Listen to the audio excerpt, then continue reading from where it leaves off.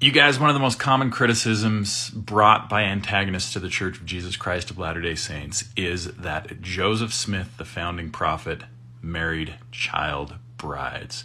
Well, back in about 2020, a creative antagonist on Reddit decided that they wanted to get an actual historian's opinion about it, and they submitted this question to the subreddit AskHistorians. From the late 18th century to 19th centuries, how did people of that era look at men who married girls significantly younger than them? The Mormon prophet Joseph Smith in his later life married girls much younger than him. Were there people from that era who called him out on it? Was it common for older men to get called out and stigmatized for marrying girls in that 12 to 17-year-old range? Now, ironically, I had to use the Internet Wayback Machine in order to find the original question, because the antagonist who originally posted this question, I have no idea who it is, has deleted their original question from Reddit because they realized that the answer that the historian gave on Ask Historians was so harmful to their position that Joseph Smith married child brides that they have tried to erase it from the Internet.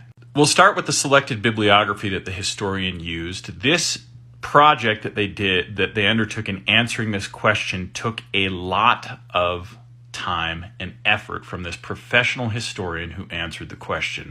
Here's the end of the bibliography that the historian put together. And what was the conclusion that the historian reached about whether Joseph Smith married child brides?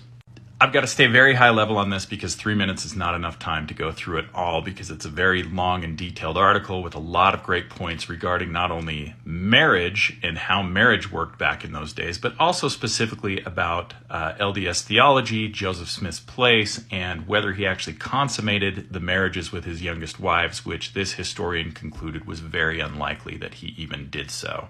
Needless to say, the answer is that the concept of child marriage doesn't seem to appear anywhere in American public discourse until the mid to late 1800s. Later in the article, they specifically mention the labor movement of the 1870s as being the time when Americans seem to wake up and say, oh my gosh, there are some children who are too young to do certain things. And as they decided that children were too young to work, they also decided that maybe kids were too young to get married.